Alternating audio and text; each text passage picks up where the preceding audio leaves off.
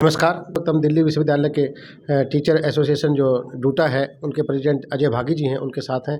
टीचरों की समस्याओं को लेकर के और छात्र हितों के लिए वो हर वक्त तैयार रहते हैं।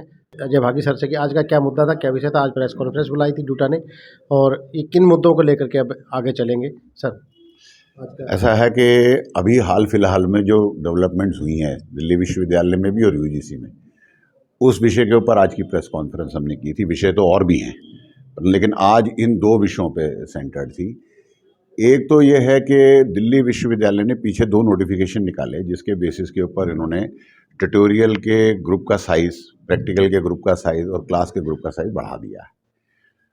और दूसरा, यूजीसी ने एक निकाला है नोटिफिकेशन, जो अंडर ग्रेजुएट कोर्सेज़ के लिए नया करिकुलम फ्रेमवर्क उन्होंने बनाया है। बड़ा रिजिड सिस्टम बना करके उन्होंने पेश किया है। इन दोनों को हम एक साथ देख रहे हैं। ये डिक्लेयर चाहे किया हो अलग अलग, लेकिन हैं सब एक साथ ही। तो एक साथ होने का आप क्या निष्कर्ष निकाल रहे हैं उससे? हम ये देख रहे हैं कि दोनों में एक ही तरह का एम एंड ऑब्जेक्टिव है कि एकेडमिक्स पे ध्यान नहीं है। ध्यान है कि कैसे टीचिंग पोजीशंस को कम करना, कैसे इंफ्रास्ट्रक्चर की रिक्वायरमेंट को कम करना, कैसे मतलब कि हम जो गिवन इंफ्रास्ट्रक्चर है और गिवन नंबर ऑफ टीचर है, इसी से 4 साल का कोर्स भी चला लें।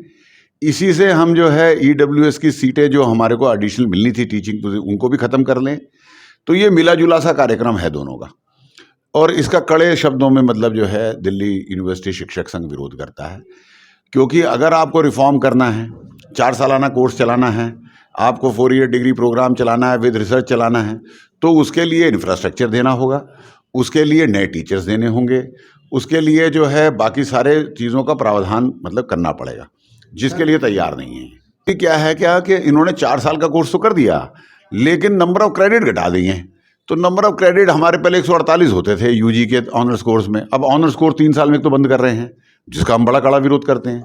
दूसरा ये कर रहे हैं स्टूडेंट्स के लिए कि आप 148 की जगह 120 क्रेडिट 3 साल में पढ़ाओ और 4 साल में 160 ही पढ़ाओ। तो ऑलमोस्ट 148 और 60 में कोई ज़्यादा फर्क तो है नहीं। और आपने 1 साल एक्स्ट्रा बच्चों का लगवा दिया, तो बच्चे 1 साल अपना एक्स्ट्रा खर्च करेंगे अगर विश्वविद्यालय में, तो उनको कुछ एक्स्ट्रा मिलना भी तो चाहिए ना। टाइम भी बढ़ा दिया, लेकिन प्लस में मैन पावर, आपके टीचर्स भी बहुत और टीचर्स भी नहीं मिल रहे हैं और इंफ्रास्ट्रक्चर भी नहीं मिल रहा है, बच्चों को भी कोई एकेडमिक लाभ नहीं हो रहा है। तो फिर ये 1 साल क्यों बढ़ाया जा रहा है? सवाल तो इस बात का है ना जी।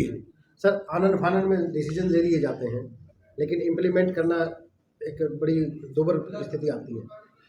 तो आपका क्या मानना है इसमें? मेरा मानना है कि सर, जो यूनिवर्सिटी ने जो भी साल का एंड आ रहा है, बिल्कुल जो डिसीजन लिया है, चाहे वो एडमिशन का प्रोसेस हो, इतना डिले हो चुका है कि ये दिसंबर आ गया और अब तक एडमिशन नहीं हुए। और जो बच्चे एडमिशन लेना चाहते हैं उन्होंने तो बाहर की यूनिवर्सिटी में ले चुके हैं। वो सीटें हमारी खाली जा रही हैं, और हर एक हफ्ते के अंदर जो है एक स्पॉट एडमिशन का एक नई लिस्ट आ जाती है। अगर ये स्पॉट एडमिशन, हम अभी तक ढंग से जो है सेमेस्टर पढ़ाना चालू भी नहीं किया, बच्चों के एडमिशन नहीं हुए। दूसरी बात, हमारे पास टीचर्स के लिए जो एक यूनिवर्सिटी ने निकाल दिया, यूनिवर्सिटी ने एक नोटिफिकेशन निकाल दिया वर्कलोड के ऊपर, ट्यूटोरियल के ऊपर। ईडब्ल्यूएस की हमारी पोस्टें दी नहीं।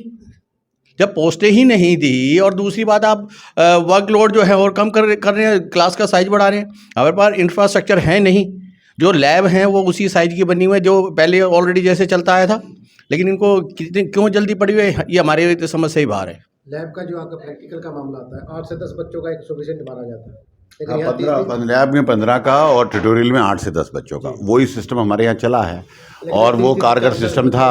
अब क्या है कि ट्यूटोरियल के अंदर कह दिया एक बैच में 30 तो एक क्लास में होते हैं, ट्यूटोरियल में थोड़ी होते हैं, और 25 बच्चों का प्रैक्टिकल ग्रुप बना दिया। अब उसका केवल एक है कि टीचरों की संख्या कैसे कम करना। ये जो भी हो रहा है ये एकेडमिक कारण नहीं है इसके, ये केवल एक कारण है कि टीचरों की संख्या कैसे कम करना है। और जो चौथा साल आया है, ऐड हुआ है, उसमें टीचर ना देने पड़े, उसमें क्लासरूम ना बनाने पड़े, उसमें लेबॉर्ट्रीज ना बनानी पड़े, पैसा और ना देना पड़े। केवल इन बातों को ध्यान में रख करके अगर रिफॉर्म किए जाएंगे कि पैसा नहीं खर्चना, टीचर नहीं देना, संख्या कम करना है, तो फिर और साल बढ़ा देना, तो वो एक अच्छी प्रक्रिया नहीं है। जो भी लोग ये करने में लगे हैं, वो जो नेशनल एजुकेशन पॉलिसी के अच्छे बिंदु थे, सरकार ने एक बड़ा सोच समझ के एक इतना सशक्त, इस सरकार ने एक नेशनल एजुकेशन पॉलिसी बनाया था जिसकी लोग बहुत तारीफ़ कर रहे थे, बहुत वाह वाह कर रहे थे। लेकिन मुझे ये कहने में बड़ा अफसोस हो रहा है कि जो इम्प्लीमेंट करने वाली एजेंसियां हैं और जो ग्राउंड लेवल पे काम करने वाले प्रशासक हैं बैठे हुए, वो उनकी नेशनल एजुकेशन पॉलिसी को फेल करने पे लगे हुए हैं जी। सर, तमाम मुद्दों पे आपने बात की। एजुकेशन का जो इंफ्रास्ट्रक्चर है, आनन फानन में डिसीजन ले लिए जाते हैं, लेकिन जो इंफ्रास्ट्रक्चर उसकी तरफ ध्यान नहीं दिया जाता। तो अभी डूटा का जो नेक्स्ट स्टेप क्या होगा और क्या क्या आपने कोई डेडलाइन भी दी है क्या, इस तरह का अगर कंडीशन आती है? हमने कहा कि अपने सारे निर्णयों को उनको रिकंसिडर करना चाहिए। मीनवाइल हमने हर स्टाफ एसोसिएशन को लिख दिया है कि स्टाफ एसोसिएशन हमारे पास, क्योंकि अब जो ये यूजीसीएफ का नया कुरिकुलम है, ये तो लगेगा जुलाई में। अभी से ये इन्होंने दे दिया, अब इसके बेसिस पे अभी तो हमारा नया कोर्स आया था इस साल, 132 क्रेडिट करते थे 148 के, अब 132 के भी 120 करेंगे, सारा सिलेबस दोबारा बदला जाएगा, सारा का सारा। नहीं, हम इसका कड़े शब्दों में विरोध करेंगे। हमने जो है पूरी स्टाफ एसोसिएशन को लेटर लिख दिया है, इनके ये सारी चीज़ों को हम पब्लिक में ला रहे हैं, डोमेन में ला रहे हैं, हम जनता को भी जागरूक कर रहे हैं, हम जो है शिक्षकों को भी जागरूक कर रहे हैं, स्टूडेंट्स को भी जागरूक कर रहे हैं, और उसके ऊपर जो फीडबैक आएगा उसके हिसाब से अपना एक्शन प्रोग्राम तैयार करेंगे। हम इसको एजुकेशन को, पब्लिक फंडिंग इंस्टीट्यूशंस की एजुकेशन को कुछ लोगों के जिद के कारण बर्बाद होने नहीं दे सकते। डूटा टीचर एसोसिएशन की जो आज प्रेस कॉन्फ्रेंस थी, तमाम तरह के मुद्दों पे चर्चा हुई और इस वक्त अजय भागी सर हमारे साथ रहे और डॉक्टर सुरेंद्र जी जो फिजिकल एजुकेशन के खुद टीचर हैं, उन्होंने तमाम मुद्दों पे चर्चा की। अब देखते हैं प्रशासन कब तक जागेगा।